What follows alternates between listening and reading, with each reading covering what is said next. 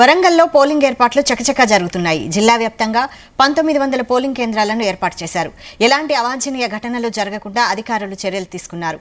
వరంగల్లో ఎన్నికల ఏర్పాట్లపై మా ప్రతినిధి శ్రీకాంత్ మరిన్ని వివరాలు అందిస్తారు.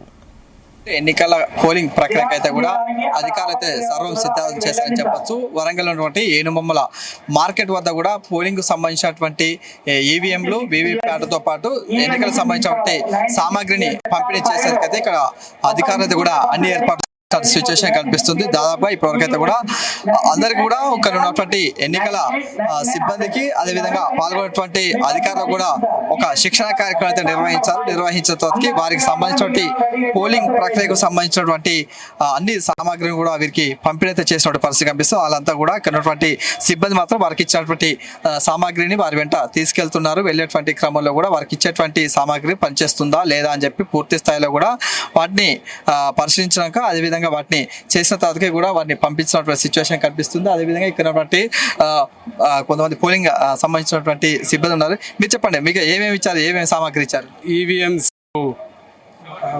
బ్యాలెట్ పేపర్స్ 3 ఇచ్చారండి. కంట్రోల్ యూనిట్ ఒకటి, వీవీప్యాట్ బాక్స్ ఇచ్చారు.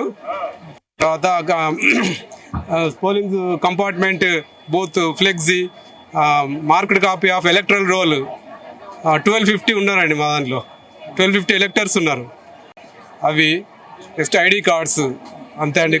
ఎక్కడ పోలింగ్ సెంటర్ మీకు కేటాయించారు? దేశాపేట్ నెహ్రూ మెమోరియల్ హై స్కూల్ దేశాపేట్. మీతో పాటు పోలింగ్ లో ఎంతమంది సిబ్బంది పాల్గొంటున్నారు? నేను పిఓ, ఇంకా 3 ఓపీఓలు. మీకు ఎలాంటి శిక్షణ ఇచ్చారు? మీకు ట్రైనింగ్ 2 సార్లు ఇచ్చారండి. 2 సార్లు ట్రైనింగ్ ఇచ్చారు. బాగానే ఉంది ట్రైనింగ్. అంటే సమస్య తలెత్తకుండా ముందస్తుగా ఏమైనా చెప్పారా? అన్ని చెప్పారండి. అంటే చూసుకోవచ్చు ఇక్కడ ఉన్నటువంటి పోలింగ్ కు సంబంధించినటువంటి పాల్గొన్నటువంటి సిబ్బంది అదేవిధంగా వీరికైతే ఒక శిక్షణ కార్యక్రమం అయితే నిర్వహించినట్టుగా చెప్తున్నారు. అదేవిధంగా వీరితో పాటు వీవీప్యాట్లు అదేవిధంగా బ్యాలెట్ సంబంధించినటువంటి అన్ని కూడా వీరికి పంపించేస్తున్నారు. అంటే మరి కొద్దిసేపట్లో వీరికి సంబంధించినటువంటి సామాగ్రితో పాటు వారికి కేటాయించినటువంటి పోలింగ్ కేంద్రానికి అయితే కూడా రూట్ మ్యాప్ లో కూడా వీరిని అయితే తీసుకెళ్తారు. వెళ్ళేటటువంటి క్రమంలో అక్కడ పోలింగ్ కేంద్రం వద్ద కూడా వీరినైతే కూడా వారిని దించేస్తున్న పరిస్థితి కనిపిస్తుంది. అదేవిధంగా రేపు ఉదయం 7 గంటల నుంచి కూడా సాయంత్రం 6 గంటల వరకు పోలింగ్ ప్రక్రియ అయితే కొనసాగుతుంది.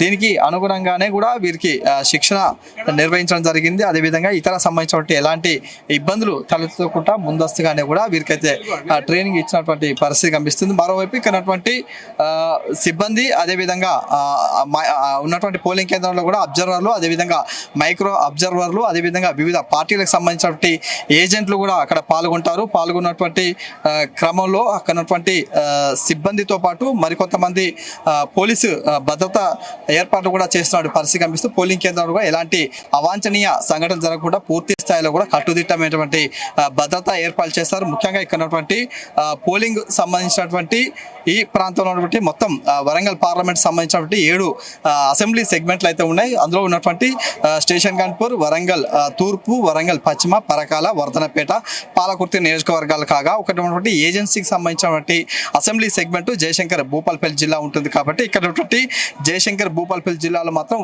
పోలింగ్ మాత్రం ఉదయం నుంచి స్టార్ట్ అయ్యి కూడా సాయంత్రం 5 గంటల వరకే క్లోజ్ అవుతుంది. సాయంత్రం 4 గంటల వరకే క్లోజ్ అవుతుంది. ఎందుకంటే కూడా ఇక్కడ ఏజెన్సీ ప్రాంతం కావడం అక్కడ మావోయిస్టు ప్రభావిత ప్రాంతం కావడం నేపథ్యంలో కూడా ఒక 1 అవర్ ముందస్తుగానే కూడా పోలింగ్ అయితే ముగుస్తుంది. మరోవైపు ఇక్కడ అసెంబ్లీకి సంబంధించినటువంటి మరో 6 అసెంబ్లీ సెగ్మెంట్లలో మాత్రం ఉదయం 7 గంటల నుంచి కూడా సాయంత్రం 6 గంటల వరకు కూడా పోలింగ్ ప్రక్రియ అయితే కొనసాగుతుంది. ఎందుకంటే కూడా గతంలో మాత్రం 5 గంటల వరకే కొనసాగేది. కానీ ఇక్కడ ఎండ గరిష్ట ఉష్ణోగ్రతలు నమోదవుతున్నటువంటి క్రమంలో కూడా ఒక 1 అవర్ అయితే కూడా ఎక్స్టెండ్ చేసినటువంటి క్రమంలో కూడా ఎక్కువ సంఖ్యలో కూడా ఓటర్లు అయితే కూడా తమ ఓటు హక్కు వినియోగించుకోవాలని చెప్పి ఓవైపు అధికారులు సూచిస్తున్నారు. మరోవైపు వివిధ ప్రచార కార్యక్రమాలు నిర్వహిస్తున్నారు. కాబట్టి ప్రతి ఒక్కరు కూడా తమ ఓటు హక్కు వినియోగించుకోవాలని చెప్పి చూపిస్తున్నటువంటి సిచ్యువేషన్ కనిపిస్తుంది. అదేవిధంగా వివిధ ప్రభుత్వ కార్యాలయాలతో పాటు ప్రైవేటుకు సంబంధించిన కార్యాలయాలు కూడా సెలవు దినంగా ప్రకటించాలి. అక్కడ పట్టణం సంబంధించినటువంటి నగరవాసులే కాకుండా ఇక్కడ ఏజెన్సీ ప్రాంతానికి సంబంధించిన అదే గ్రామీణ ప్రాంతాలకు సంబంధించినటువంటి వారందరూ కూడా తమ ఓటు హక్కు వినియోగించుకోవాలని చెప్పి ఓవైపు సూచిస్తున్న పరిస్థితి కనిపిస్తుంది. మరికొద్దిసేపట్లో కూడా ఇక్కడ ఏనుమాముల మార్కెట్ నుంచి కూడా ఈవీఎంలు అయితే కూడా తరలించే ప్రయత్నం చేస్తున్నారు. రేపటి మాత్రం అధికారులు మాత్రం అన్ని ఏర్పాటు చేసిన సిచ్యువేషన్ కనిపిస్తుంది.